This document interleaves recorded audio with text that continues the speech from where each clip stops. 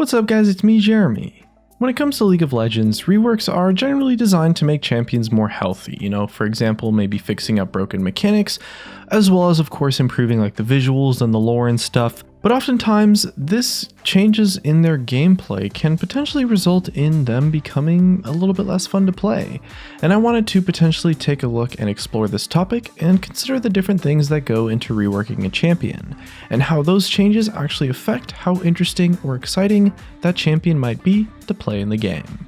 And we've actually talked a ton about reworks in the past, but we've never actually sat down and discussed whether or not reworks are actually fun to play or not, so it seemed like potentially a decent idea to talk about broken mechanics, clunkiness, and the overall perception of fun when it comes to these major champion changes. And just before we start, I want to give a huge shout out to ProGuides.com for helping me out with the editing on this video. They're actually releasing a new app that's going to be free to use and it's going to be very helpful, so definitely check out their new app, as well as you can check out their site with a free trial with the link in the description. And if you guys enjoyed the video, definitely hit that like button and let's begin.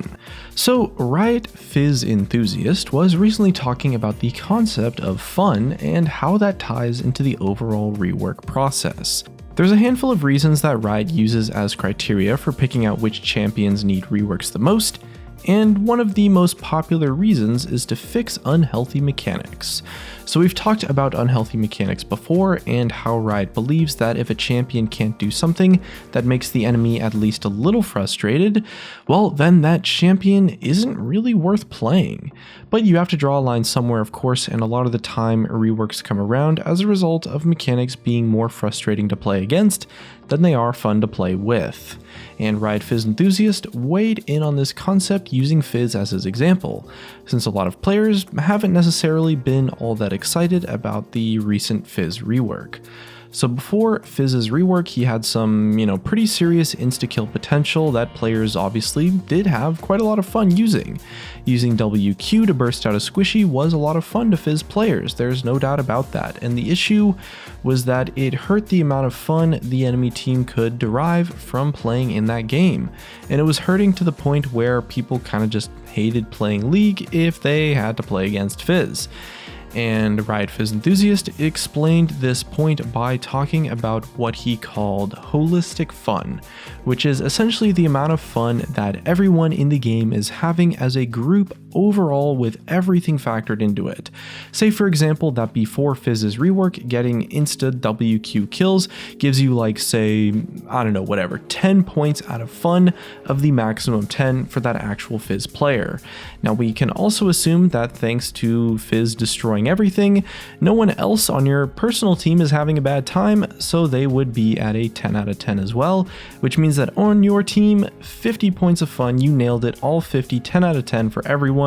But for the enemy team playing against the Fed Fizz and getting insta-killed, well for them it's probably going to be like maybe a 2 out of 10 for each of them, and add it all in together and you're getting only 60 points of fun out of the maximum 100. Now of course this is just some arbitrary numbers and stuff,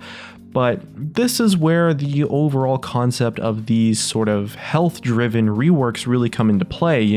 It's not necessarily about changing how one player enjoys a champion, it's about making that champion better for the overall game in general, for all 10 players in that game. So let's use that same example to talk about Fizz after his rework, where, at least to Fizz mains, he's arguably a little bit less fun. Maybe something like a 7 or 6 out of 10 instead of like a 9 or 10 out of 10. As the Fizz player, the game isn't nearly as fun as it was before the rework on average, I think it's fair to say, but the rest of your team's still having a pretty solid time. Let's say they're all at 10 out of 10s again, but for the people playing against Fizz, the game's potentially a little bit more fun for them since they've got better counterplay, they got more options for what to do, it's a little bit less frustrating to play against. So even if it only increases by like a tiny amount, let's say up to 3 out of 10 instead of 2 out of 10, that makes a massive difference, because in this case, yes, it's true the Fizz player has lost out a little bit on the, overall joy of just dominating with Fizz, but the overall game is now less frustrating for the enemy team, and overall people as a whole are enjoying the game more as a result. And in this arbitrary example, it would be a total of 61 out of 100 points. You've got 6 from Fizz, 10 from each of his teammates, and 15 total for the enemy team. Obviously, these numbers are just really arbitrary and totally made up, and it's also kind of a pretty weird way of looking at it, honestly, but it's just an example of how changes to champions might potentially make them less fun to play, but better for the game health overall. And Riot has said in the past that they will always value something being fun to play higher than something frustrating to play against, but they do definitely still have to strike the right balance. A huge part of this is trying to find a way to give the fun back to the reworked champion in a healthy way. If reworked Fizz without the WQ insta-kill was at 6 out of 10 fun, for example, Riot needs to find a way to give him that 4 out of 10 back, with one catch: it has to be fair so that it's not too frustrating for the enemy team as a whole. And this is really the main reason that reworks, as a result, can quite often come out with much less exciting gameplay than the pre-rework champion. When you pick up a champion to play a game with, you want to abuse their broken and frustrating mechanics, because those things are going to be really fun to play with. But for the enemy team, that game kind of sucks now, because you're doing those things, meaning it's just all out of balance, and it's just kind of bad and an unhealthy experience for the game overall. Now, one pretty successful example of Riot doing a great job, at least in my opinion, with this is the Katarina rework. She might have been like a 10 out of 10 fun, pub stomper before her rework, but afterwards, she was definitely maybe less raw fun to play in terms of using frustrating, broken mechanics against the enemy team, but they did succeed, at least I think it's fair to say, that they did succeed in adding fun back into Katarina in other ways. Riot used the new dagger mechanic to offer her additional ways to reset her shunpo and just keep her skipping around the map, and this was also a really healthy change because it encourages both reactive and proactive thinking with her playstyle, while also being both fun to play as and a little bit better to play against. You feel really awesome if you pull off some crazy awesome moves with her dagger resets, and it feels like you do have a fair chance to outplay a Katarina that is trying it against you, so that's a little bit more fun too. But at the same time, this concept as a whole is the main reason why Riot kind of always gets backlash when they rework any champion, really. The things that players love about a champion typically do tend to be the things that are the most frustrating for opponents. And that means that popular champions that need reworks are pretty much always doing something unfair or broken in some way, and Riot are forced to find a way to compensate for that without introducing any more broken mechanics into the game. On the flip side though, boring champions that get reworks are usually actually quite well received, because they typically did have fairly uninteresting gameplay beforehand, so any kind of update is typically a little bit more of a welcome change. Now, the next thing related to fun and reworks that was touched on by the writer in question of the video, Riot Fizz Enthusiast, was clunkiness, which is actually a pretty tricky concept to nail down, but I guess the easiest way to think about it is maybe you play someone like Lucien or Yasuo and then swap to another champion. Lucien and Yasuo in specific, I would say, feel really smooth. Their auto attacks, their movement abilities, their damage abilities all flow together in a really fluid way. You can go from one ability to the next in a very smooth transition, which is a really big part of why those champions are typically considered more fun to play and really satisfying to outplay people with. Now, Riot can't design every single champion to have this perfectly fluid kit though, of course, because it only occurs in certain cases where it makes sense for the champion, and having a lot of really smooth champions are going to just make everyone pick them over the closest clunky alternatives because their kits are just more fun to play with.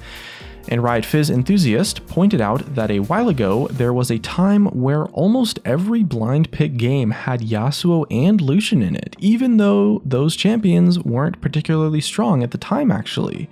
People eventually started banning Lucien despite the fact that he had a suboptimal win rate, simply because they were kind of just fed up with playing the same game every time, with and against Lucien. A big part of not being clunky is having an escape mechanic as well, because it adds the feeling of fluidity into a champion's kit more so.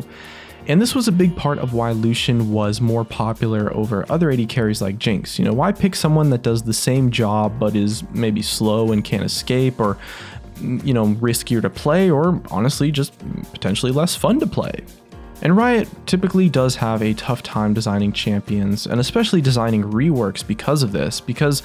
with a majority of champions, there is always going to have to be some sort of clunkiness to introduce variety into the game, while the player base is, for the optimal experience, wants to be completely rid of clunkiness entirely. And this is actually one of the biggest issues I would say that League of Legends players typically have when trying out Dota, actually, because Dota has one mechanic present on all heroes that is very clunky inherently, which, if you've ever played Dota, you'll know this, of course. It's called turn speed, which means exactly what it sounds like. Unlike League of Legends, where moving in an opposite direction will occur instantly no matter what champion you play, all Dota heroes have a delay where they have to turn to face the new direction before they can actually start moving in that specific direction as well. And compared to League, it makes movement, relatively clunky and can be a little bit of a turnoff for League of Legends players to deal with when they're first trying Dota. But even though Dota has this really clunky feature, almost every single hero in Dota gets played in ranked or at the professional level. And in Dota, quite surprisingly, turn speed can be considered a major factor in something that helps keep things diverse, because it is essentially a balancing lever for melee versus ranged matchups. For example, think about something like Garen versus an Ashe. Garen really doesn't get played in high elo League of Legends because he's simply just a little bit too slow to get into range to be effective, and he gets kited too easily, whereas of course, Ashe can kite him out insanely well in order to get some DPS, stay safe simultaneously, and of course with some proper orb walking, you can walk back, attack, and repeat. Now compare that to what it would potentially look like if you had the same situation in Dota where turn speed is a thing. So if Garen was chasing down Ashe and Ashe has a turn speed, she wouldn't be able to orb walk anywhere nearly as effectively because every attack and movement command would have that turn speed as a delay in between, so essentially orb walking is just not really possible. Garen, on the other hand, gets to just charge straight at Ashe without having to worry about turn speed. He's only heading in one direction, right? So if Ashe wanted to turn around to attack Garen, she would have to put herself in way more danger to do so by giving Garen the chance to close the distance between them. And this mechanic is why heroes like Garen, who, totally suck at higher ranks in League, are actually still pretty viable in Dota, because in Dota, ranged carries have to deal with that clunky turn speed mechanic to be effective. It's that extra cost that they have to pay if they want to still keep dealing damage from a safe distance. And it's mechanics like that that actually can help Dota be a lot more diverse compared to League. Whether you play Dota or League, whichever game you like, you do have to agree that Dota does have a lot more champion diversity than League of Legends.